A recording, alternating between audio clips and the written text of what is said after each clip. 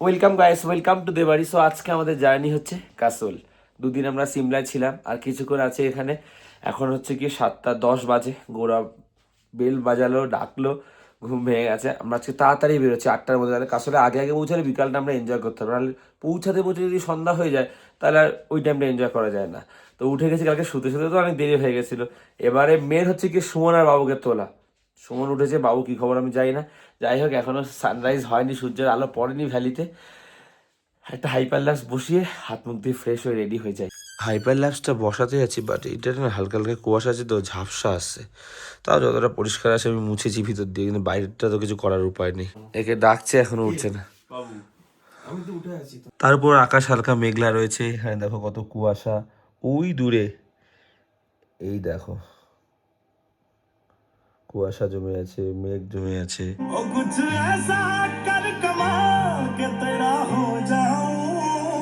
আমাদের আজকে 8:30টার মধ্যে বেরোনোর কথা। রেডি হয়ে গেছি, এখন শুধু ব্রেকফাস্ট করে বের হবো। এই ড্রেসটা আমি পরেছি। এই যে বাবু কালকের মতন হিমাচলি লুক, গৌরব, সুমন। এই যে সুমনও রেডি হয়ে গেছে। আজকে তাড়াতাড়ি উঠেছে, কিন্তু হাইপার ল্যাপসটা ভালো আসেনি, কারণ কুয়াশা ছিল, মেঘলা ছিল, আলোটা ভালোভাবে পড়ছিল না, আর বারবার না ফগ হয়ে যাচ্ছিল জানলার উপরে, তো ভালোভাবে নিতে পারিনি। তো এই ভিউটাকে এবারের মতো বাই বাই, যাই না আবার কবে আসতে হবে এই ভিউ দেখতে। চলো টাটা। খুব আনন্দ দিচ্ছে এই ভিউ আমাদের। এখন একটা ফটো শুট হবে এখানে, সবাই শুয়ে এরকম ভাবে এই আয়নায় রিফ্লেকশনটা নেব। চলে এসেছি ব্রেকফাস্ট করতে। আমাদের ব্রেকফাস্ট চলে এসছে। কালকে যা ছিল অলমোস্ট তাই, এটা শুধু একটুখানি বড় ভাটুরে টাইপ করেছে, এটা চেঞ্জ হয়েছে। কফি, সুগার আলাদা দিয়েছে। এই যে হোটেল রাজদূতকে বাই বাই করার সময় এসছে। দারুণ হসপিটালিটি, দারুণ ভিউ, খুব সুন্দর হোটেল। চলো টাটা। আমাদের গাড়ি রেডি, আমরা বের হচ্ছি। আর সূর্য দেবতা এই উকি মারলো।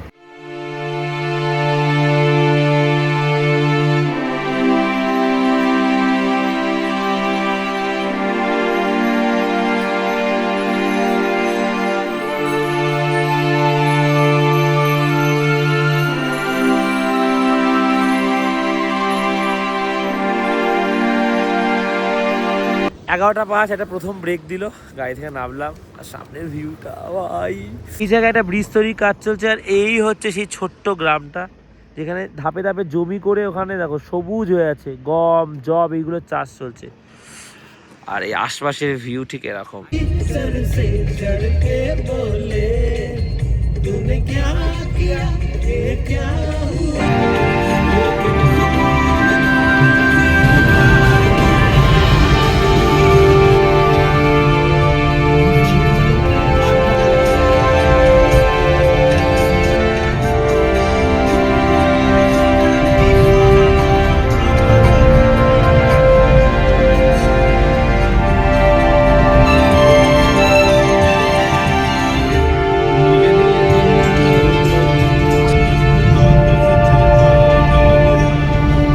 এই হাইওয়েটা ক্রস করে ওই পারে যেতে হবে আমাদের। যে আমাদের সামনে সুন্দরনগর লেক, আর ওই দিকটা দেখো স্নো পিক কুয়াশায় ঢাকা।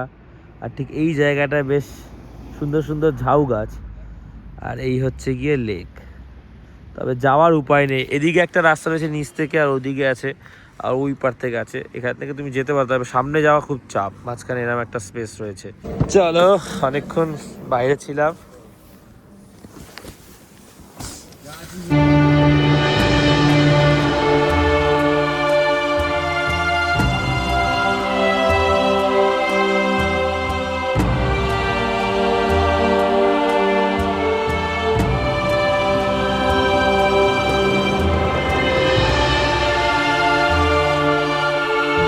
আমাদের সামনে বিয়াস রিভার, বিপাশা নদী।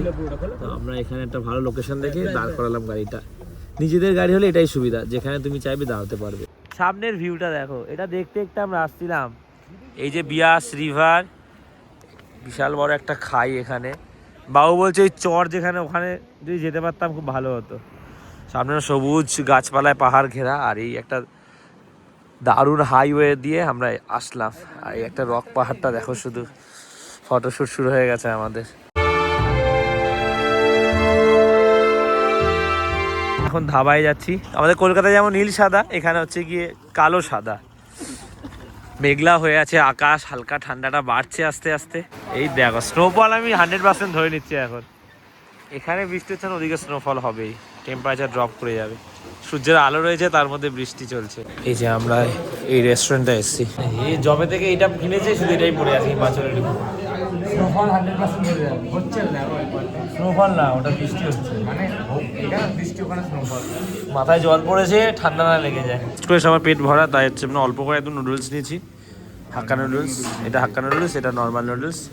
আমরা শেয়ার করে 4 জন খেয়ে নেবো। ভাবছিলাম কিছু খাবো না, আবার ভাবলাম যে না, একটু গেলে খিদে পাবে, পেটটা না ভরা, ব্রেকফাস্টটা তো ভারী হয়ে গেছে, জন্য অল্প করে কিছু খেয়ে নিলাম।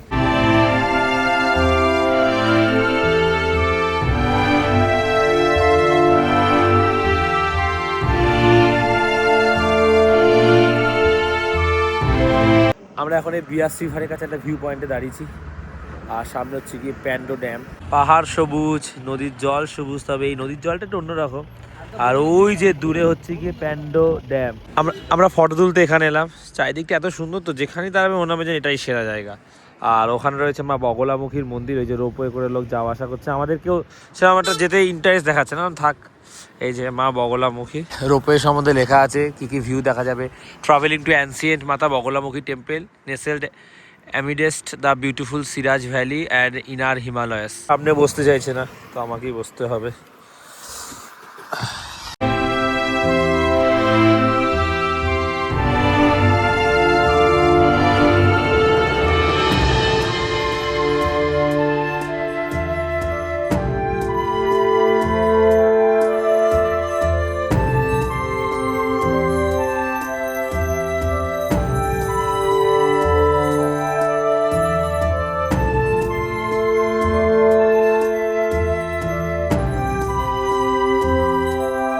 পেট্রোল ভরার জন্য গাড়ি দাঁড়িয়েছে, আর মেঘগুলো না পাহাড়ের গায়ে এত সুন্দর সুন্দর যাচ্ছে না, অসাধারণ লাগছে। জাস্ট ভিউটা দেখো, টেম্পারেচার ড্রপ করছে, ওয়েদার আস্তে আস্তে পাল্টে যাচ্ছে। আমরা সবাই মটর খাচ্ছি, বাবুটা বাদ দিতে হবে, বসে আছে।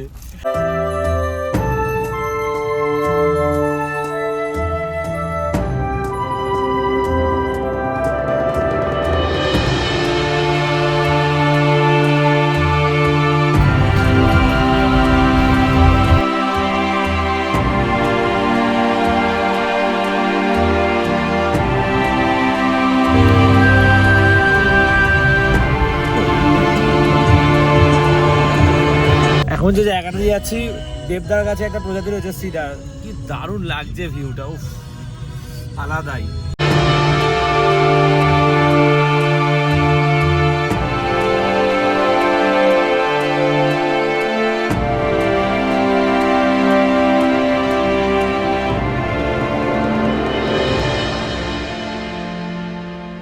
সো গাইস 5:04 আমরা এই হোটেলের সামনে আসলাম। হোটেলটা এত সুন্দর জায়গায়, মানে কি বলবো, একদম এরকমই চেয়েছিলাম, নেচারের মাঝে, একদম নদী পাশে নেচার, আর খাওয়ার জায়গাটা উফ, মন ভরে যাচ্ছে দেখে। তো জাস্ট তোমরা কয়েকটা ঝলক দেখো।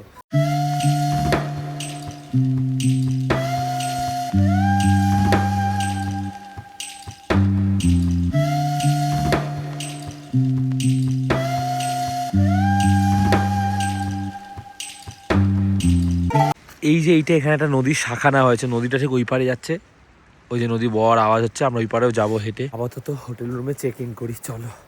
বেশ ঠান্ডা, কারণ এমন একটা জায়গায় তো গাছপালায় ঘেরা চারিদিক। ভিতরে রুমগুলো দেখা যাক। এই হচ্ছে আমাদের হোটেল, জাস্ট রুমটা দেখো কতটা কোজি আর কতটা সুন্দর। খুশি? হ্যাঁ, ওই হোটেলটাও যেমন, এই হোটেল ব্যালকনিটা, oh my god, this is just awesome. সামনে এরকম ভিউ, রাতে মানে এখানে ডিনার হবে, এরকম একটা জায়গায় বসে থাকবো টুকটুক করে, কোথাও যে ইচ্ছা করছে না এখান থেকে। এখানটা মানে 3 দিন বেশি থাকলে ভালো হবে। হ্যাঁ, এখানে 3 দিন একটু থাকলে ভালো লাগবে। তো রাজদূত সেরা, ওটা একরকম ছিল, এটা অন্যরকম, এটা আরো বেশি ভালো আমার থেকে। হোটেলের রুমটাই মানে যেভাবে সাজানো গোছানো, আর সামনেটা এটা অন্যরকম। ওটা যেমন উপর থেকে ভ্যালিটা দেখতে পাচ্ছি না, পাহাড়, এটা নিচ থেকে যে চারপাশে দেখছি নদী, নেচার, ওফ, সো হ্যাপি, সো হ্যাপি। আর অল থ্যাঙ্কস টু ট্যুর পিকার্সের থ্রুতে আমরা এসেছি, নাম্বারটা দিয়ে দিচ্ছি। তো সত্যি খুব ভালো, ওনারা আমাকে খুব ভালোভাবে গাইড করে খুব ভালো হেল্প করেছে। আমাদের রুম, কিন্তু দুঃখের বিষয় কারেন্টটা এইমাত্র চলে গেল। উপরে ফল সিলিং এটা, ঠিক আছে, কারেন্টটা আসলে লাইট জ্বালে আরও ভালো লাগবে। তা বেডগুলো আমার একটু লম্বায় ছোট লাগছে, আমাদের চওড়াটা এরকম, লম্বাটা এরকম। আর এই হচ্ছে গিয়ে আমাদের ব্যালকনি, সেম বোর্ডের সুন্দর ফল সিলিং। তবে বেস্ট হচ্ছে কি ভিউটা, আর কিচ্ছু চাই না। একটু ফ্রেশ হয়ে নিই, ফ্রেশ হয়ে তারপর ওই পারটা যাওয়ার কথা আছে আমাদের। আর একটা ভালো টাইম ল্যাপস বসিয়ে দিয়ে আমাদের রুমে কারেন্ট আসছে, এবার তোমাদের দেখাই। টেন টেন, কতটা কোজি রুমটা, কতটা মানে কি বলবো বুঝতে পারছি না। রুমগুলোকে শুনতে লাগছে না, কি খুশি হয়েছে বাবুটা। আর এই দেখো সব ভিজে গেছে, প্রথমে উপরে ছিল, পরে হচ্ছে গিয়ে বেঁধেছে প্লাস্টিক দিয়ে, বুঝতে পারি যে বৃষ্টি হবে। পুরো সব ভিজে গেছে আমাদের, প্যান্ট ট্যান্ট জ্যাকেট, কোনো মানে আছে।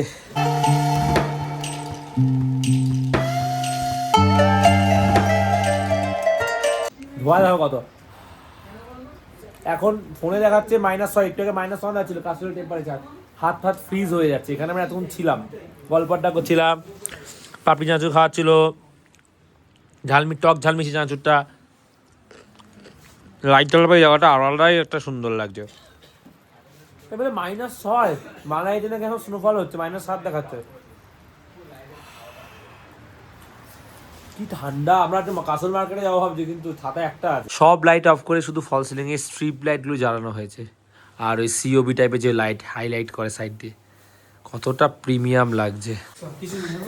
দাঁড়া ভাই, এটা কাজ কর। আমি লাইট জ্বালিয়ে যাবো না, লাইট জ্বালিয়ে যাবো না, এই উপরে লাইট আছে, এইগুলো ভাব বন্ধ কর আগে।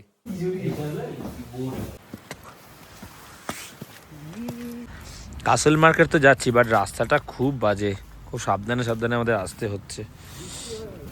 পরপর এই 3টে হোটেল শুধু দেখো, আর এই হোটেলের স্যান্ডেলিয়ারটা দেখো, পাশে হোটেলের স্যান্ডেলিয়ারগুলো দেখো, আরো ভালো লাগছে ফল সিলিংটার জন্য। একটাই সমস্যা, রাস্তাঘাট বৃষ্টির জন্য এমনিই খারাপ। গড়িয়ার রাস্তার কথা মনে পড়ে গেল, বড় বড় গর্ত হয়ে আছে, তার মধ্যে হচ্ছে কি বৃষ্টি হচ্ছে বলে জল প্যাচ প্যাচ করছে। কাসল মার্কেটে আমরা চলে এসেছি, কিন্তু বৃষ্টি শুরু হয়ে গেছে। ছাতা আনিনি বাবু, বৃষ্টিতে ভিজেই মার্কেট ঘুরছি, আমার নামই নিচ্ছে না। এই যে কাসল মার্কেট, এইদিকে আমরা একটু ক্যাফের দিকে যাবো এখন। একটু জ্যাকেট দেখলাম, ভালো লাগছে বেশ। এইটা 1000 টাকা করে বলছি। কোনটা ভালো লাগছে? না, এগুলো আমারটা আমি ঠিক ক্যারি করতে পারবো না। এটাও সুন্দর, এটাও সুন্দর। इसका प्राइस भी 1000। প্যান্টটাও খুব ভালো লাগছে, 850 লাস্ট অব্দি দেবে বলছে। এইটাও আমার খুব পছন্দ হয়েছে, বাবুরও খুব ভালো হয়েছে, কিন্তু এটার দাম অনেক, 1800 টাকা বলছে। উফ, আলাদাই। এই বল, এইটা দেখ, তোর ভালো লাগছে না? এটা তো উফ, কি সুন্দর। এখানে আরো কালেকশন রয়েছে, প্রত্যেকটা কালেকশন সুন্দর। নীলটা ভালো লাগছে। ও, নীলটা ভালো লাগছে। इससे प्राइस क्या? জ্যাকেট একটা নেবো, তবে মোমো খেতে এসছি আগে। পুরো অবস্থা দেখো, পুরো ভিজে গেছে। সুমন দেখি অ্যাবজর্ব করে গেছে, কারণ কালারটা ডিপ। আমারটা দেখা, অ্যাবজর্ব করে না তো, উপর থেকে ওয়াটারপ্রুফ না, উপরে পুরো রয়েছে। এসে আমাদের সিড্ডু, এটা খাওয়ার জন্য ওয়েট করছিলাম। আন্দার কিসকা ফিলিং হতা है? ভিতরে ড্রাই ফ্রুটের ফিলিং কেমন কেমন কেমন? মোমো চলে এসছে আমাদের, 10 পিস 140 টাকা।